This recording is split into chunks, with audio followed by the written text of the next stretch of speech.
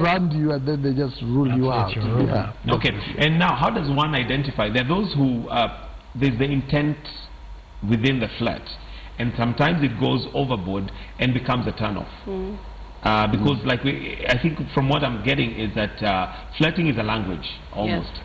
So you kind of banter, you say something and they respond, you say something, and, but now you go to a point where now, like Chris was saying, the man over-interprets and begins to go high speed, whereas the lady maybe was not intending to go that way. How does one identify that I'm overdoing it and she's not responding well? It's actually become a turn-off.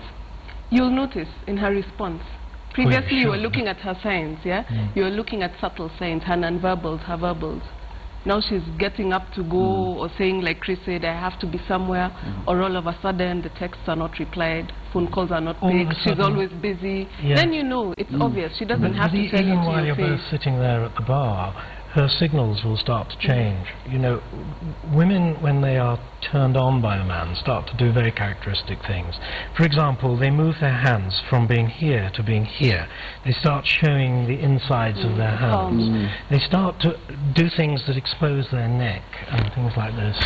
Now this is all stuff that says, I really do like this guy who's in front of me. Now picture that she's not doing it. All of a sudden she started sitting still again, and she's not playing with her drink anymore, she's just drinking it. You know, if she really wants to get rid of you, of course, it's very easy. A woman can get rid of a man in 10 seconds flat. So good at body language. The skillful ones will have you gone.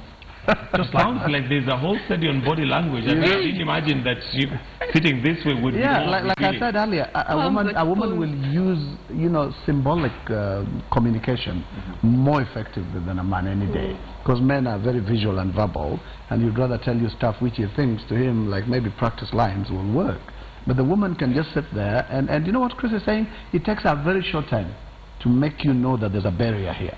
But the man will probably not be able to see that, or if he does, like you say, maybe men are just optimistic or stubborn fools. You know, and confident.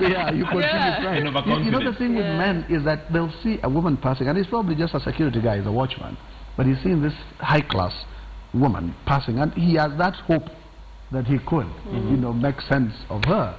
And that's why you find every funny-looking man believes he can hang out with a very beautiful girl. But if you think about it, the class thing works in dating and courtship. There has to be a level where status and class will differentiate you. So if you walk into this bar, and women again are very good at sizing you up, right from head to toe, you know, bumper to bumper. They'll know what kind of a person you are before you even say anything.